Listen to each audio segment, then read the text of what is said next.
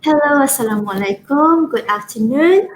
Welcome to another episode of Doctors Go Live. My name is Lisa Chong and I'll be your host for the day.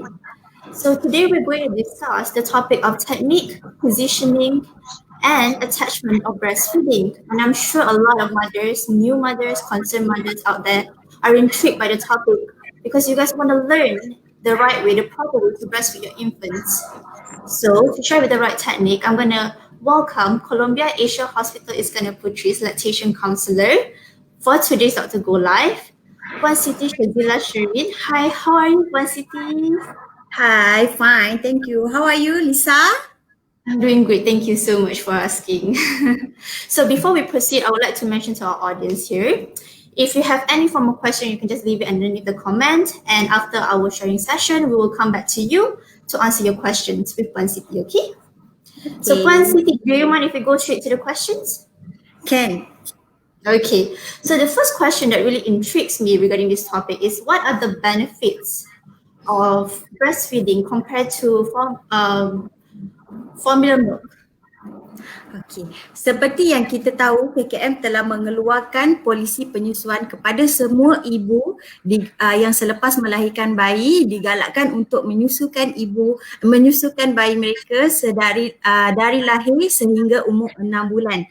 Okey, dan meneruskan sehingga 2 tahun. Makanan tambahan pula dimulakan semasa umur anak 6 bulan. Okey, bayi selain memberikan susu ibu daripada 0 hingga 6 bulan, bayi tidak memerlukan air, susu tambahan dan makanan tambahan kerana kebaikan susu ibu tu sudah baik kepada bayi.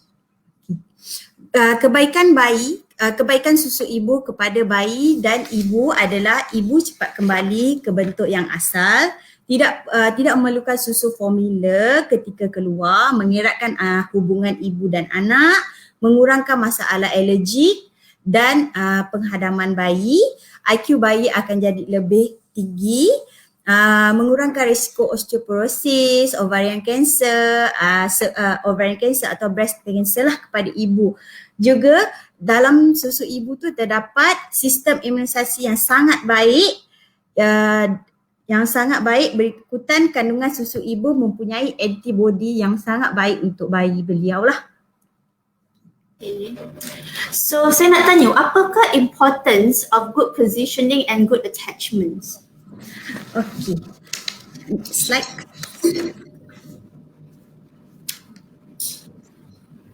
So importance of good positioning and attachment during breastfeeding adalah bayi akan dapat susu yang cukup. Okay. Kadar risiko untuk mendapat breast engorge dengan puting luka kurang dan milk flow akan continuous lah. Maksudnya penghasilan dan pengeluaran susu akan berlanjutan jika kita punya position dengan kita punya baby punya attachment betul. Okay. Next slide. Okay. So apakah penyebab kepada breast engorgement and lack of milk supply and also cracked nipple? Apakah penyebabnya? Okay. Berlaku masalah tersebut adalah disebabkan position dan attachment bayi lah. Position ibu tak selesa dan attachment bayi pun tak betul. Sebab itulah terjadinya nipple sore dengan breast engorge. Salah satu sebab dia lah. Okay. So apakah teknik yang betul untuk mereka buat penyusuan? Okay. Teknik yang paling utama adalah keselesaan kepada ibu. Pastikan ibu berada dalam keadaan selesa, sama ada di atas kursi ataupun di atas katil. Okay, make sure ibu dalam keadaan selesa, tenang. Pastikan ibu duduk dalam keadaan tegak dan meletakkan bantal di belakang badan ibu lah supaya kita elakkan daripada berlakunya sakit belakang ke ataupun ketidakselesaan ketika ibu memberikan penyusuan kepada bayi.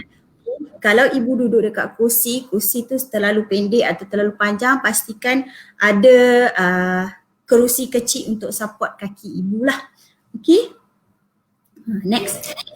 So apa yang akan berlaku bila ibu menyusu dengan teknik yang salah? Okay. Jika ibu menyusu dalam keadaan teknik yang salah, itu salah satunya akan menyebabkan stres kepada ibu. Bila dia salah, position tak betul, so ibu akan rasa stres dan minat untuk menyusukan bayi tu berkurangan. Sebab bila ibu rasa sakit, bila dia nak susukan bayi dia tak happy lah. So bila dia tak happy and then tak ada rapport antara ibu dan anak sebab ibu terlalu kontrolkan kesakitan dia. Okay, position yang betul apabila kita menyusukan bayi adalah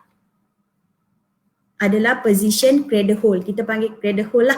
Cradle hold tu biasa kita gunakan untuk menyusukan bayi. Okay, first pastikan bayi berada dalam keadaan yang selari. Okay, shoulder dengan dia punya leher support dekat ibu punya lengan. Tangan yang dominan ni mengampu punggung bayi lah. Pastikan bayi dalam keadaan yang selari, menegak menghadap ke ibu. Okay, bawa bayi ke arah ibu. Okay, jangan ibu pergi dekat bayi. Bila ibu pergi kat bayi, di situ berlakunya sakit belakang lah. Ibu-ibu awak akan rasa letih. Bila awak bawa badan awak pergi kat baby, akan ada rasa letih, sakit. So selama ni kita tak tahu kan. So saya ajar sekarang ni. Okay, baby keadaan selari, bawa baby tu ke arah ibu dan pastikan muka bayi menghadap ke payudara ibu. Muka dan hidung menghadap ke payudara ibu lah. Jangan tekan, just menghadap sahaja. Next. Tu kadang-kadang mothers akan rasa belakang sakit. Tu sebab dia tak position badan dengan betul lah. Ya, betul. Okay. So there's a lot of types of nipple available like amongst women. So antaranya kalau have inverted nipples or flat nipples, sebab saya dengar daripada kawan-kawan saya semua orang kalau inverted nipple dengan flat nipple agak sikit susah untuk orang breastfeed. Ada tak cara-cara teknik yang patut dilalui untuk supaya milk tu tak akan overflow? Boleh, tak ada masalah.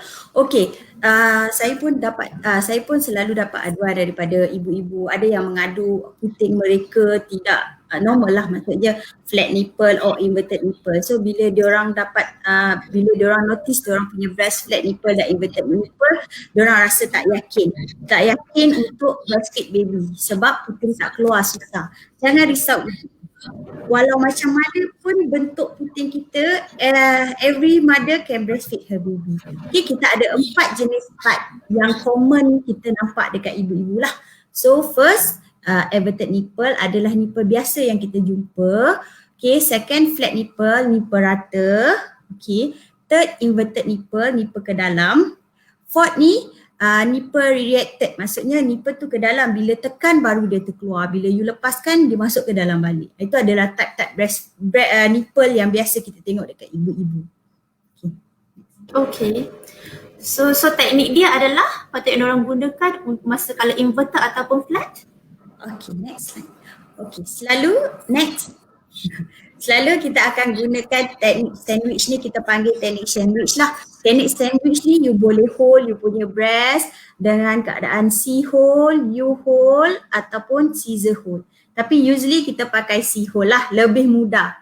Okay, let's say you punya breast flat nipple. Okay, flat nipple. Susah lah puan, susah lah nurse nak masukkan puting ni dalam mulut bayi. Bayi tak menghisap dengan betul. Bayi asyik-asyik terlepas. Tu sering kita dengar lah masalah ibu. So bila masalah macam itu, ibu akan give up tak nak breastfeed. Jangan risau, kita ada teknik-teknik dia. First, you ambil you punya breast and then you kecilkan, jadikan dia sandwich. Macam tekan jadi kecil. Lepas tu you masukkan dekat dalam mulut bayi. Masa masukkan di dalam mulut bayi, pastikan bayi mencakup dahulu baru lepaskan tangan. Okay. Bila baby dah mencakup, baby dah hisap, nampak mulut baby tu macam menghisap dengan betul, baru awak lepaskan perlahan-lahan. Selagi bayi tak hisap puting tu, jangan lepaskan tangan sebab tiba-tiba puting tu boleh terlepas daripada tangan awak lah. So lepas tu lah terjadinya macam terlepas-lepas tu baby tak hisap dengan betul lah. Okay. So saya nak tanya sebab ni adalah experience yang baru untuk both mother and both anak. So how do you teach a newly born baby to latch and how do you, what is the experience that a mother should experience during the first time punya breastfeeding session? Okay. Next. Okey. Cara-cara dan langkah-langkah memulakan penyusuan adalah pertama, halakan puting ke arah bibir bayi lah supaya bayi tu akan automatik dia buka mulut dia. Memang akan automatik buka. Okay, bila dia automatik buka, rapatkan bayi punya dagu dengan rahang bawah ni ke arah breast. Dia akan buka automatik dan dia akan menganga dan mencakup nipple lah, mencakup nipple. Okay, pastikan baby punya bibir ni terjual keluar dan dagu bawah ni menyentuh payudara ibu. Okay, bila you rasa macam dia tak dapat dan terkeluar, mulakan lagi sekali. Keluarkan balik puting tu, bagikan dia cium dekat you punya nipple, and then bila dia automatik buka, you masukkan nipple dekat dalam mulut bayi lah. Okay, untuk inverted dan untuk flat nipple, gunakan sandwich teknik untuk masukkan nipple ke dalam mulut bayi. Next. Okay. So before we move on to the next slide, I just wanted to remind all the viewers that if you have any formal question, just leave it at the comment section below. After the session, Puan Siti will reply to you immediately. Okay, so for the next slide, I would like to ask Siti, is there any sign a parent can observe kalau dia happen a bad attachment, like if a good attachment didn't go through? Like how do they see the symptoms? Okey, perlengkapan yang betul adalah mulut bayi terbuka luas, akan nampak alveola lebih besar, alveola atas lagi besar daripada yang bawah lah. Sebab apa? Sebab baby punya bibir bawah tu dah menghisap dengan proper lah. So akan ternampak alveola yang atas ni lagi besar, and then bibir bayi terjual keluar dan dagu menyentuh payudara bayi. Kalau poor attachment, maksudnya kalau bayi tu tak melekat dengan betul, ibu-ibu akan nampak bayi seperti muncung. Mulut dia akan muncung, dia akan isap depan je. Bila dia isap depan je, sebab itu berlakunya nipple sore dan breast engorge. Sebab apa? Bila dia isap kat depan, dia akan isap puting sahaja. Susu pun yang mengalir keluar ke arah isapan puting tu pun tak banyak. So bila tak banyak keluar, dia akan tersekat dekat saluran-saluran susu dan akan boleh menyebabkan breast engorge. Okay, bila lagi satu bayi isap puting saja, so dia punya lelangit atas yang keras tu akan bergesil dengan puting dan menyebabkan nipple sore. Sore adalah sebab minimal for nipple sore adalah sebab orang terguris dengan atas langit baby lah, mulut baby. Oh, that's the reason why. Okay. So I want to ask for the next slide. What is a good breastfeeding position for mothers? And if you don't mind, can you show it to us? What is the position like? Okay, next.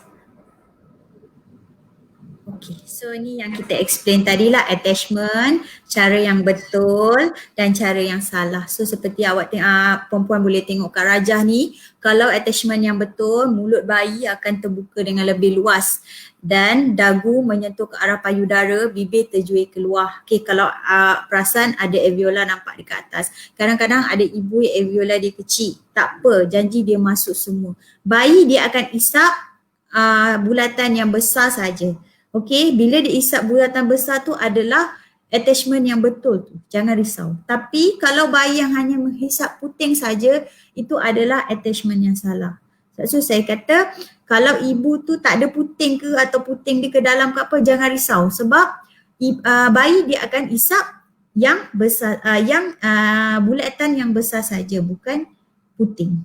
Okay, kalau dia punya attachment tak betul, akan kedengaran seperti bunyi kelicap lah. Maksudnya baby tu akan bunyi macam menghisap sesuatu yang tak lepas. Maksudnya attachment dia salah lah. Next. Okay. So Siti, how do you know if a baby is actually suckling in the right proper way? Okay. Dekat sini saya boleh explain kan. Kita boleh tengok video Saya sharekan video.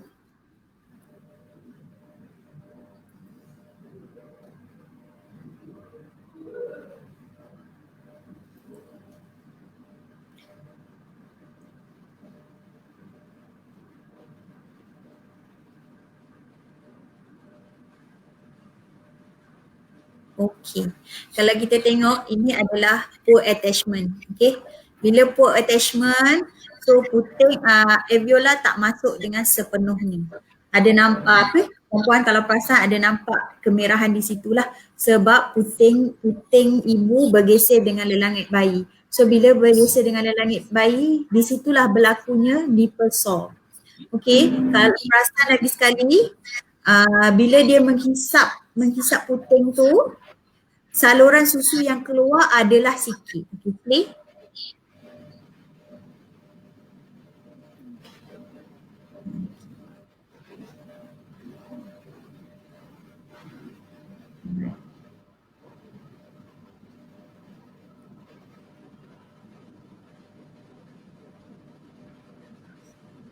Ini adalah good attachment lah.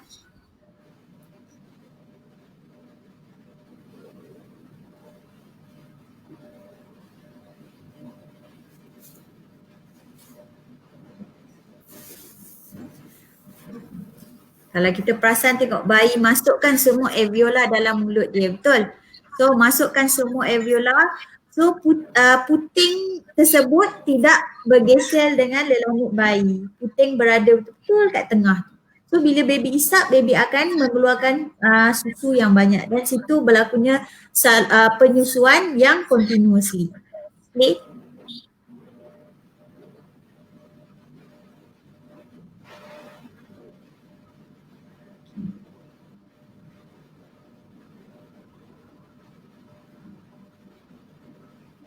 Alright. Okay, very interesting. You can really see the difference between good latching and not. When they suckle well and they don't suckle well. Memang akan affect, can see. Okay, so Siti, I want to ask you more. What is the positions available for mother untuk breastfeed their children? And can you show us, if you don't mind, like how to breastfeed our children? Okay, alright. Okay, next slide. Okay, alright.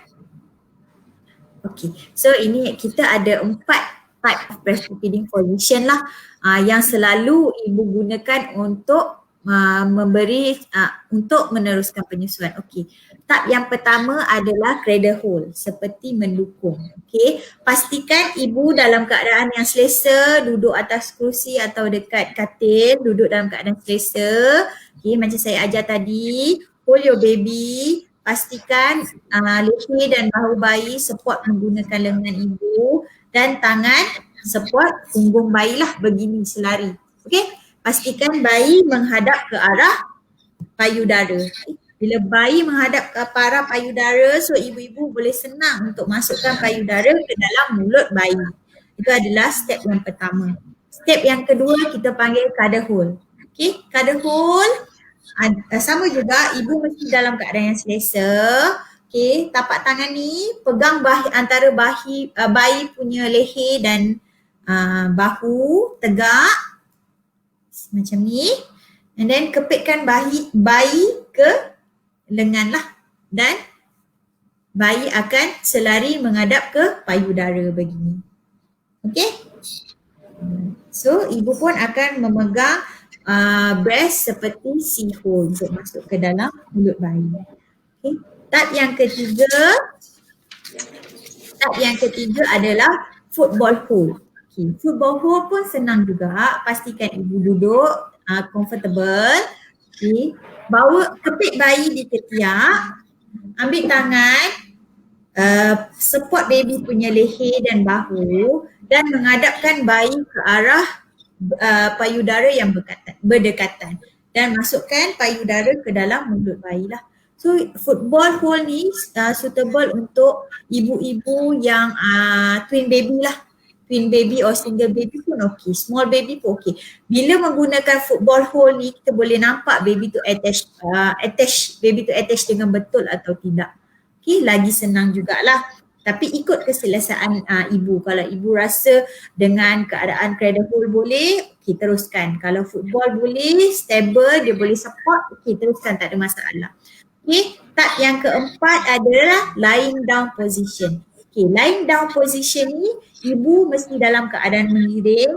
Sama juga bayi dibaringkan dalam keadaan selari menghadap payudara bayi. Payudara ibu. Okey. Jangan kepala bayi saja harap payudara, badan dia tegak macam gini. Tu salah tu, position tu salah. So bila kalau awak perasan baby awak isap breast awak, tapi kepala je isap breast, badan dia tegak macam gitu. Maksudnya salah. So boleh berlakunya juga crack nipple dekat situ. So hati-hati. Okay. So Siti, masa pantang, saya nak tanya lah, masa pantang, apakah posisi yang paling sesuai untuk mothers antara empat-empat ni? Okay. Posisi yang paling sesuai adalah cradle hold lah.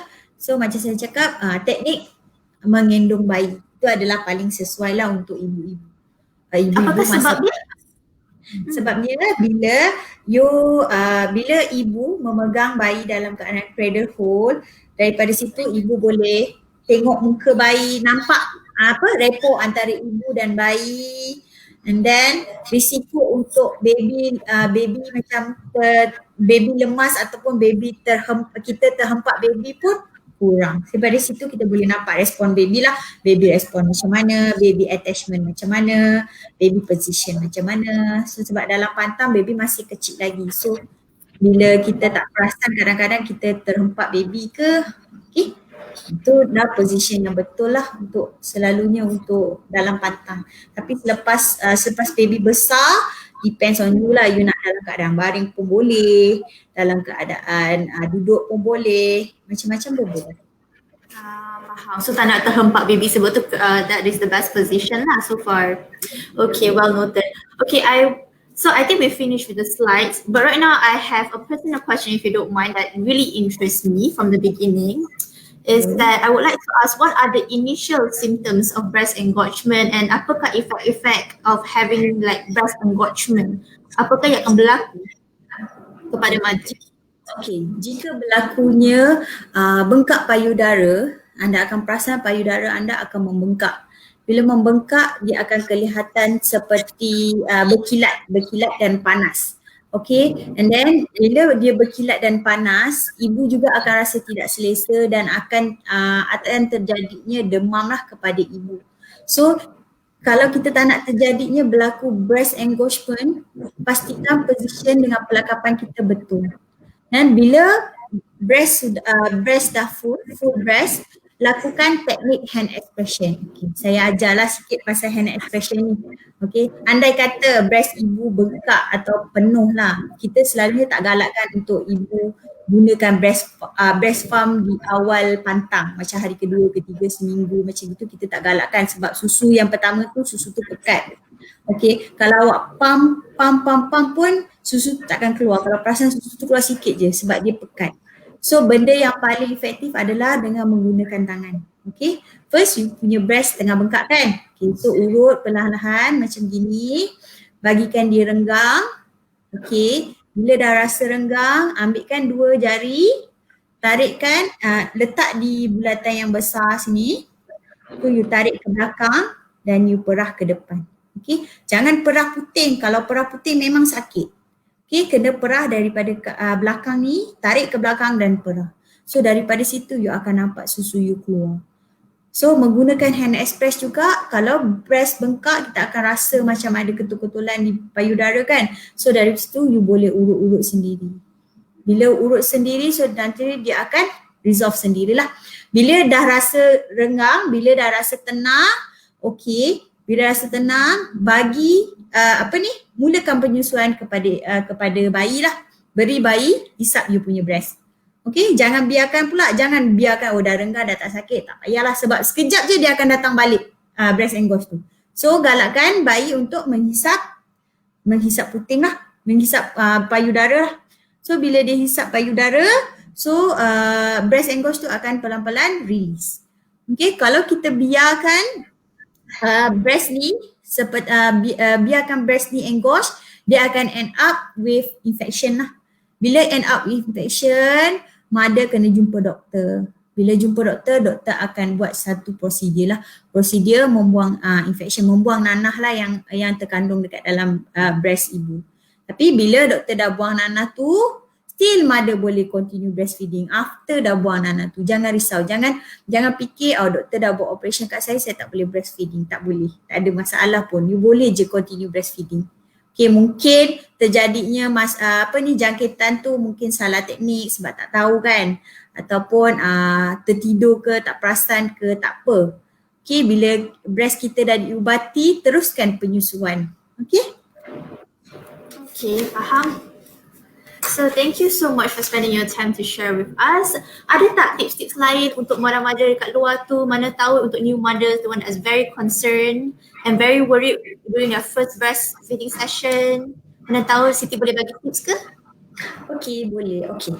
Ada certain mother, berlakunya puting luka. Okay, ada certain mother yang cakap, saya attachment betul, saya position semua betul. Kenapa puting saya still luka lagi? Okay, salah satu sebabnya penggunaan breast pump. Mungkin breast pump yang awak beli dengan saiz puting awak berbeza. Puting kecil, breast pump besar, puting besar, breast pump kecil. Daripada situ bila tak sesuai dia pun akan bergeser dan boleh menyebabkan luka. Bila luka, kita nak breastfeed baby kita pun tak happy. So itu pun salah satu puncanya lah. Tips dia, kita kena cari benda yang kita rasa selesa untuk diri kita menyusukan bayi. Okay, so thank you for sharing with us Siti hari ni. Thank you for sharing with us the right technique, the right position and the right attachment for breastfeeding with Doctors Go Live. We really appreciate you being here with us. What an interesting topic for all the mothers out there. Now, for Siti, do you have any other last advice, last thing for all the viewers out there?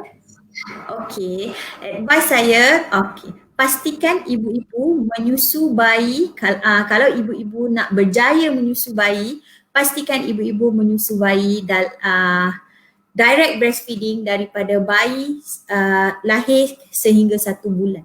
Okay, 1 bulan sebelum naik kerja ataupun selalunya untuk ibu yang bekerja lah, kita syorkan. Kadang-kadang ibu yang bekerja ni selalu komplain dia punya bila naik kerja milk supply dah tak ada. Okay, macam ni. Selalunya ibu yang bekerja dia cuti 2 bulan atau 3 bulan lah. Okay, so kalau cuti 2 bulan, sebulan tu bagi baby direct feeding. Okay, maksudnya bagi baby isap breast je. Okay, jangan bagi baby puting susu ataupun puting tiruan.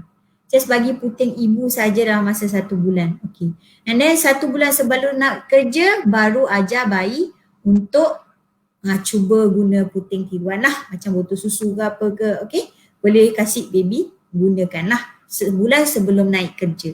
Sebab bila kita memulakan botol susu terlalu awal, takut-takut baby dia dah dapat botol susu tu dia tak nak isap lagi kita punya breast. Okay, itu pun salah satu punca lack of milk supply juga. Okay, bila bayi dia dah dapat puting botol, dia memang takkan nak puting mak dia. Lagi-lagi puting mak yang inverted dan flat nipple. Bila puting mak inverted yang flat nipple, memang kita tak galakkan untuk you bagi puting tiruan ataupun puting botol susu dalam masa 1 bulan lah, masa pantang. Okay. So I think we have covered most of the topics today. Ms. Siti, so today I want to thank you for coming here and joining us today. Is there anything else you would like to mention? Maybe they can come and find you for an advice at Columbia Asian Hospital Iskandar Puteri. Okay, terima kasih kerana menjemput saya berkongsi ilmu pada hari ini. Kalau ibu-ibu yang berada di sekitar Johor ni mengalami masalah penyusuan susu ibu, bolehlah datang ke Columbia Asia Iskandar Puteri untuk mendapatkan khidmat kaunseling daripada saya lah. Thank you so much for sharing and joining us. Really appreciate your time spending here, and thank you to the audience too for joining us today. So I think that is it for our session today. Thank you so much and have a nice day ahead. Yeah. Okay, thank you.